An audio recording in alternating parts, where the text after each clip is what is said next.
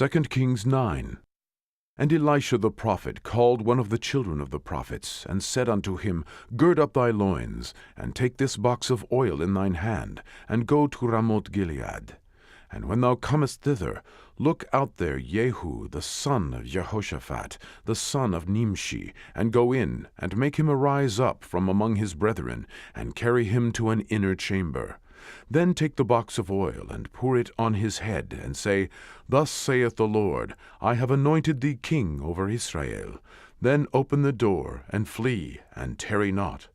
So the young man, even the young man the prophet, went to Ramoth Gilead. And when he came, behold, the captains of the host were sitting. And he said, I have an errand to thee, O captain.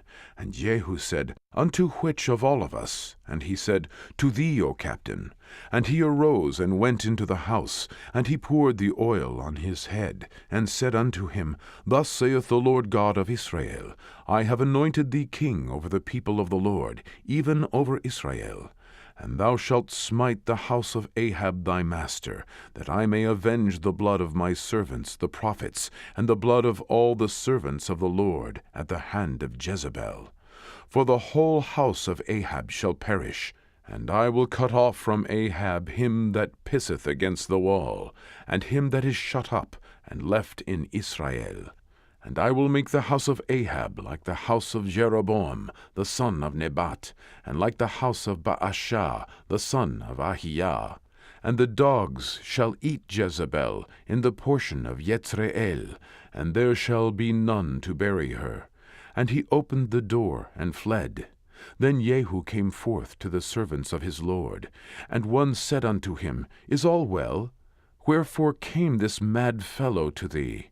And he said unto them, Ye know the man, and his communication. And they said, It is false. Tell us now. And he said, Thus and thus spake he to me, saying, Thus saith the Lord, I have anointed thee king over Israel.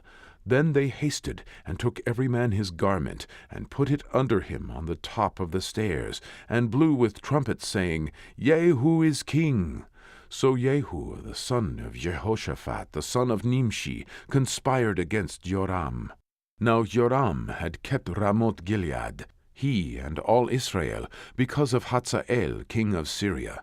But King Joram was returned to be healed in Yezreel of the wounds which the Syrians had given him when he fought with Hazael king of Syria. And Jehu said, If it be your minds, then let none go forth, nor escape out of the city to go to tell it in Yezreel. So Jehu rode in a chariot, and went to Yezreel, for Joram lay there.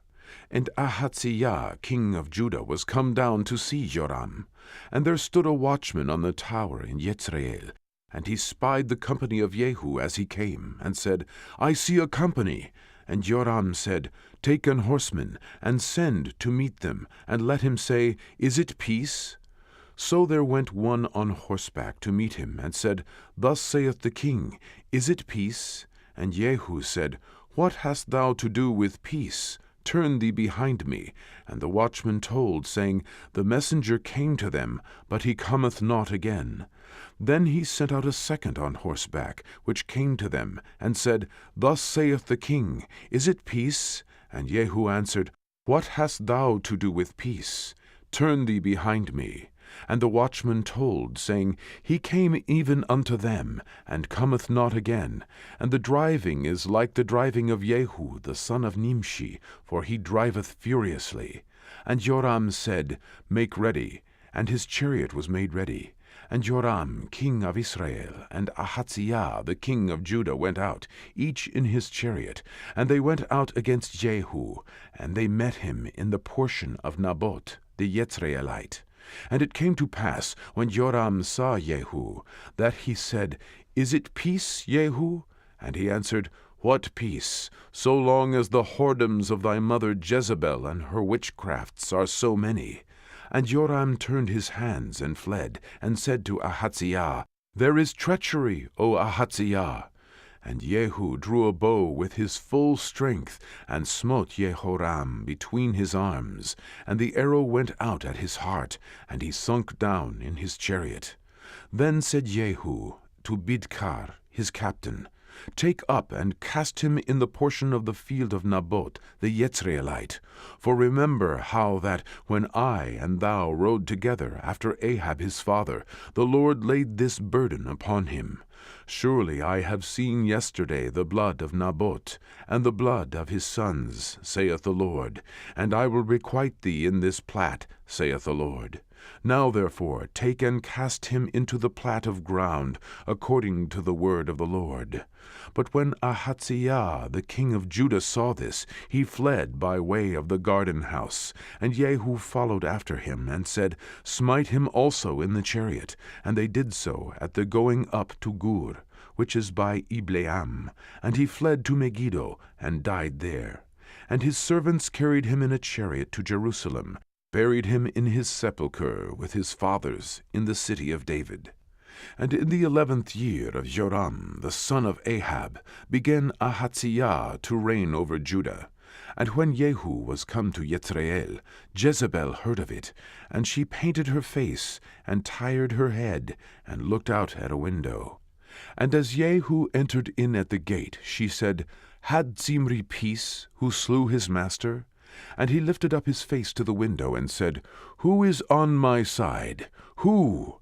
And there looked out to him 2 or 3 eunuchs. And he said, "Throw her down." So they threw her down, and some of her blood was sprinkled on the wall, and on the horses, and he trode her under foot.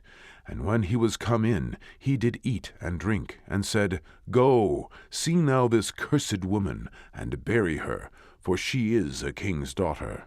And they went to bury her, but they found no more of her than the skull, and the feet, and the palms of her hands. Wherefore they came again and told him.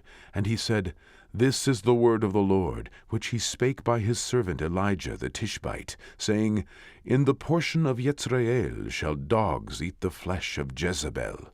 And the carcass of Jezebel shall be as dung upon the face of the field in the portion of Jezreel, so that they shall not say, This is Jezebel.